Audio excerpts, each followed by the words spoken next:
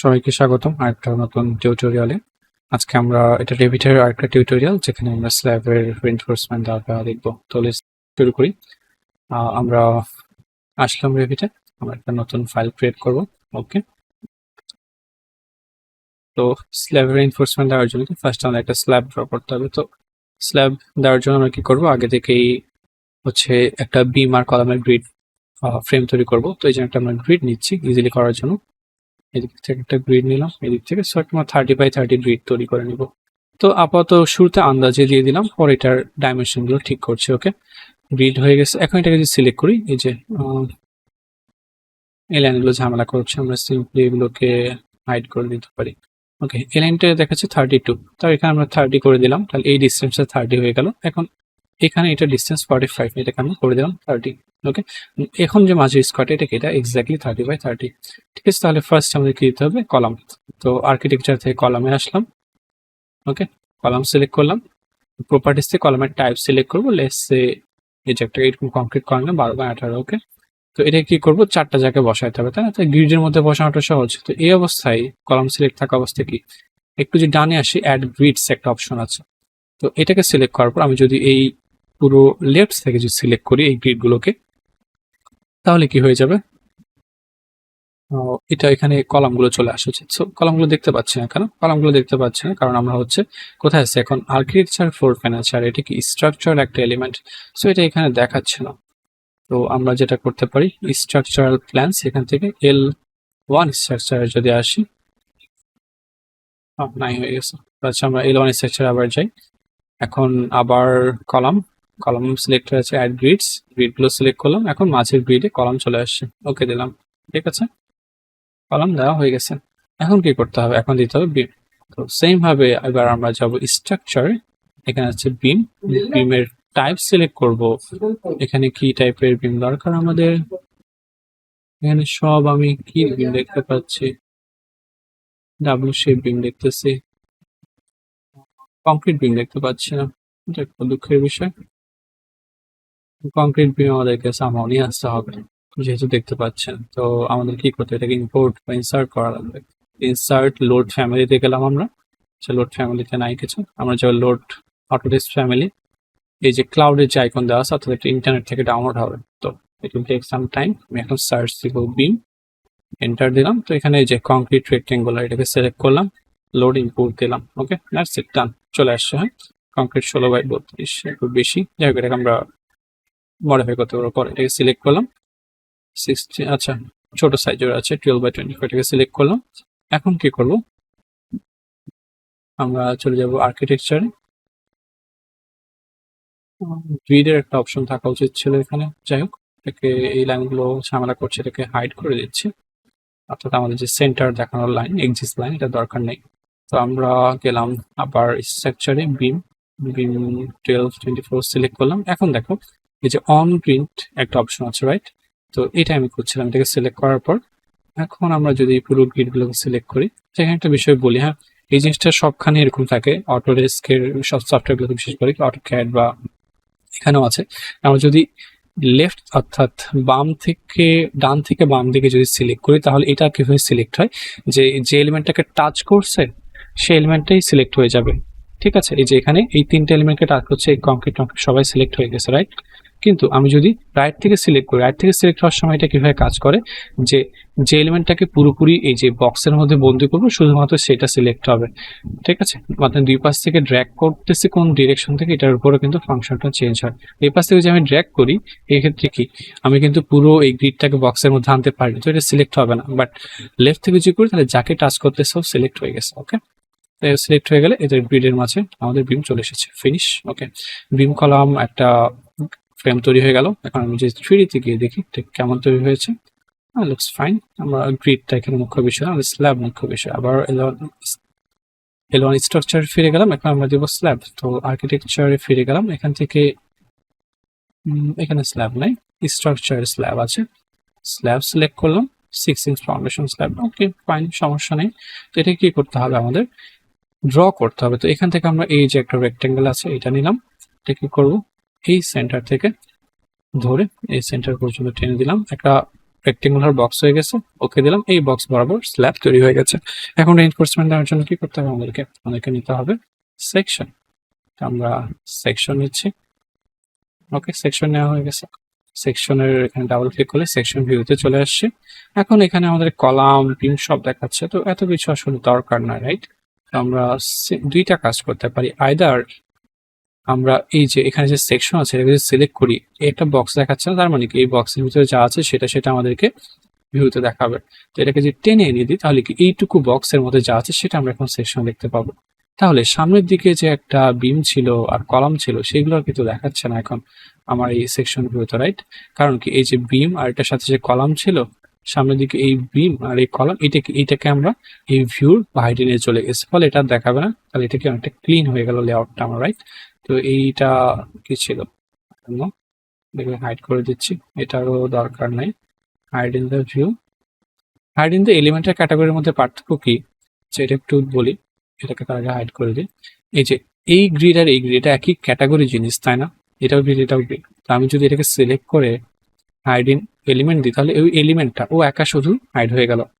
But আমি যদি একে সিলেক্ট করে হাইড ইন দ্য ভিউ থেকে ক্যাটাগরি দিই তাহলে ওই ক্যাটাগরির সব জিনিস হাইড হয়ে গেল, অর্থাৎ দুইটা গ্রিড কি একই ক্যাটাগরি জিনিস হাইড হয়ে গেছে। ওকে, এভাবে সেম টাইপের জিনিস একটা একটা করে না করে আমরা কাজটাকে ফাস্ট ফরওয়ার্ড করতে পারি। ওকে, তো এটা যেহেতু 30x30 তাহলে এটা কিভাবে কাজ করবে, তো আমরা এটাকে এখানে যাই, রিভার যাব, ওকে দিলাম। আমাদেরকে রিভার ড্র করতে হবে, বাট ড্র করার আগে একটা বিষয় খেয়াল করি।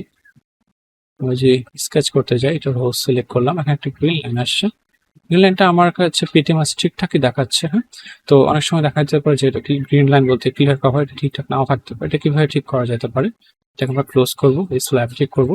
এখান থেকে স্ল্যাবটাকে সিলেক্ট করার পর এই যে এখানে স্ট্রাকচার, ক্লিয়ার কভার, রিভার কভার, বটম আর টপ, এটা মাঝে মাঝে ভিন্ন ভিন্ন দেওয়া থাকে। এটাকে আমরা চেঞ্জ করে যেটা করতে পারি, যেটা করা অলওয়েজ বেটার, সেটাকে আমরা দিব interior slab 3 to number 11, number 3 to interior slab, এই অপশনটাকে দিব, এটা বেটার।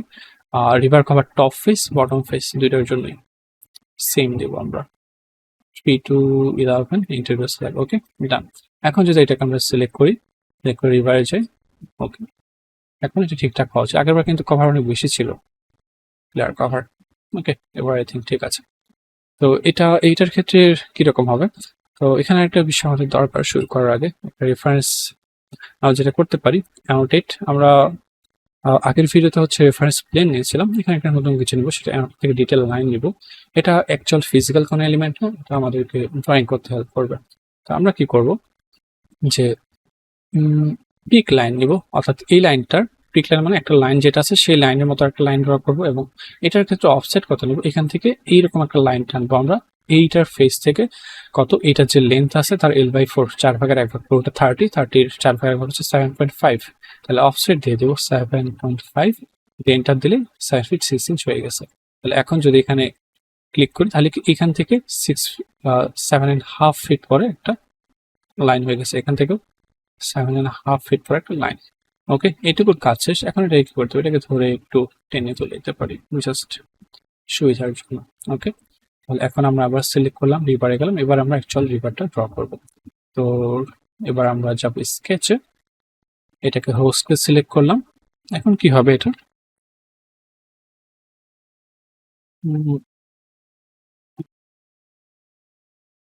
একটা বার এখান থেকে শুরু হবে, এই পর্যন্ত আসবে, তারপর কি, তারপর এটা 45 ডিগ্রি বা 135 ডিগ্রি অ্যাঙ্গেলে নেমে লাস্ট পর্যন্ত চলে যাবে, এটা একটা বার। তো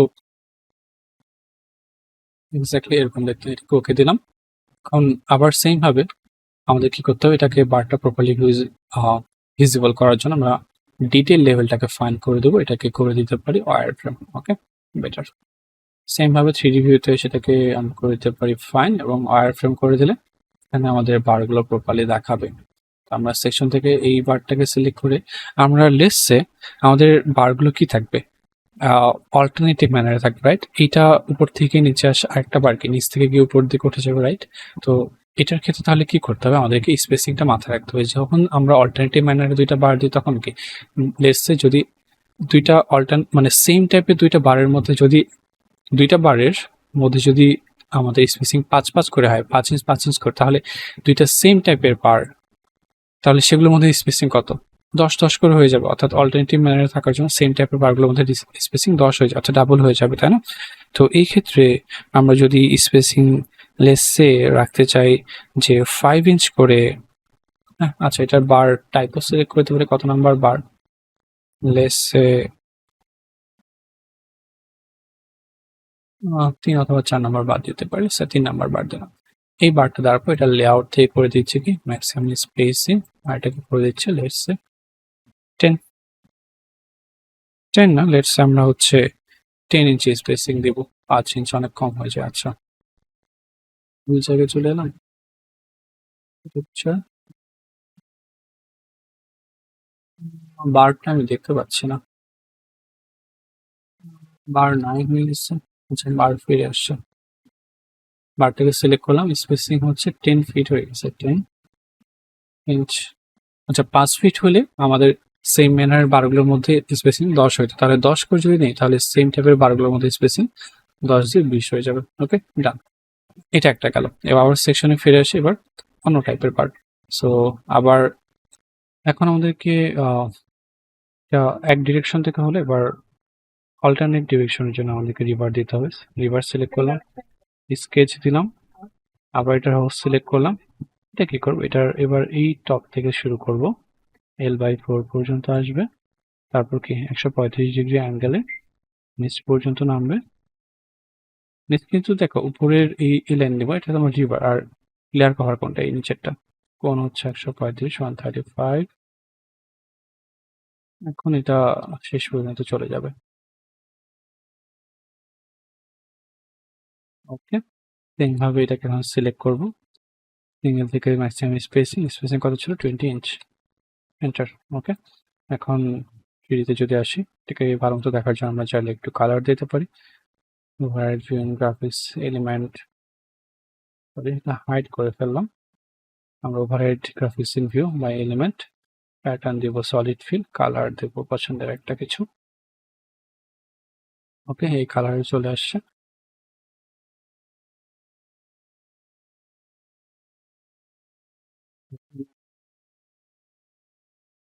আবার এটা একটা অন্যরকম কালার দিতে পারি আমরা, সেই ব্লু দিচ্ছে এটাকে। এখন সমস্যা হচ্ছে দুটো একসাথে ওভারল্যাপ হয়ে গেছে, এক্সাক্ট জিগজ্যাগ প্যাটার্নে হয় না, তাই না? তো এটাকে যেভাবে ঠিক করা যেতে পারে, এলওয়ান স্ট্রাকচারে গেলাম, আমরা কি করব, যে একটা যে কোনো একটাকে সিলেক্টেড থাকা অবস্থায় আমরা, আচ্ছা আমাদের দুইটা লাইন লাগবে এদেরকে একটু প্রপারলি অ্যালাইন করার জন্য। তো আমাদের আমরা কি করবো, যেহেতু অ্যাকচুয়াল স্পেসিং হচ্ছে 5 ইঞ্চ করে, তাহলে হচ্ছে আমরা আরো দুইটা ডিটেল লাইন নিব। অ্যানোটেটে গেলাম, অ্যানোটেট ডিটেল লাইন, আমরা কি করব, ডিটেল লাইনে গেলাম, পিক লাইন করব, আবার অফসেট নিব হচ্ছে 5 ইঞ্চ। এখান থেকে 5 ইঞ্চ পরে এখানে একটা লাইন নিলাম, এখান থেকে 5 ইঞ্চ পরে আরেকটা। এই লাইন নিয়ে যেহেতু কাজ হবে না, কি করতে হবে, আমাদের এই লাইন থেকে 5 ইঞ্চ পরে এটা একটা লাইন,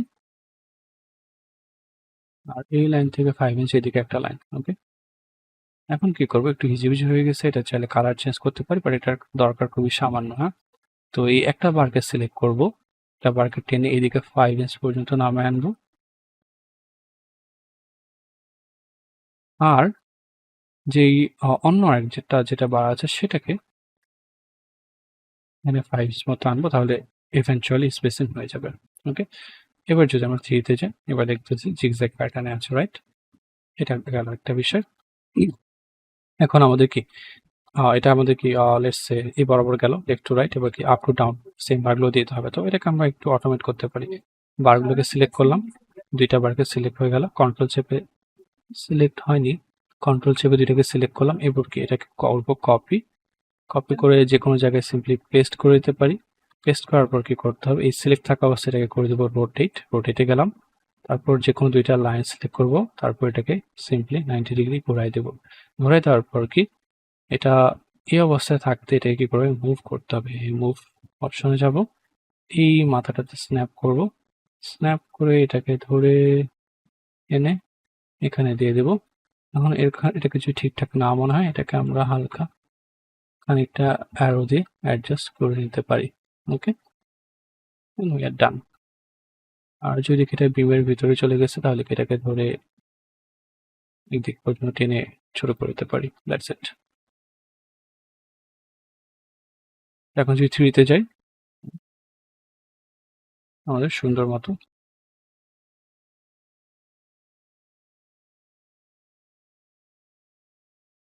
reinforcement detailing হয়ে গেছে। Okay, so that's it for today.